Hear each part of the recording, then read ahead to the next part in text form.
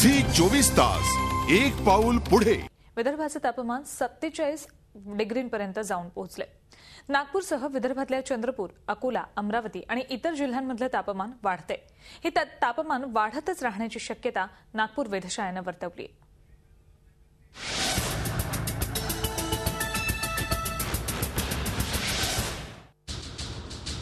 मे महिन्याच्या सुरुवातीलाच विदर्भात सूर्य असा आग ओकतोय।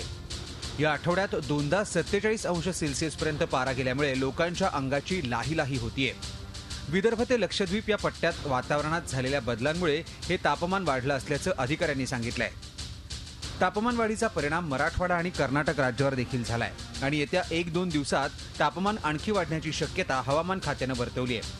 वाढत्या तापमानामुळे नागरिक अत्यावश्यक काम असल्याशिवाय दिवसा घराबाहेरच पडत नाहीत। विदर्भाचे तापमान सरासरीपेक्षा 2 ते 5 डिग्रीने वाढ झालेली आहे। चंद्रपूर येथे 47.7 डिग्री तापमानाची मॅक्सिमम तापमानाची नोंद झालेली आहे आणि नागपूरचे मॅक्सिमम तापमान 44.4 डिग्री अंशांनी नोंदवले गेलेले आहे। 2 दिवसामध्ये विदर्भाच्या काही जिल्ह्यामध्ये 1 ते 2 डिग्रीने अधिकतम तापमानामध्ये वाढ होण्याची शक्यता आहे। उन्हाळ्यात उष्माघाताच्या घटना मोठ्या प्रमाणात घडतात। वाढत्या तापमानापासून स्वतःचं संरक्षण केलं नाही तर शरीरावर त्याचा परिणाम होण्याची शक्यता आहे। उष्माघात टाळण्यासाठी पुढील गोष्टी करा। भरपूर पाणी प्या। गरज असल्यासच घराबाहेर पडावं। बाहेर पडल्यास पांढरा रुमाल बांधूनच बाहेर पडावं। कोल्ड्रिंक फ्रीजमधील थंड पाणी पिणं टाळावं। टरबूज, खरबूज, आंबा, संत्री, मोसंबी या फळांचं सेवन वाढवावं।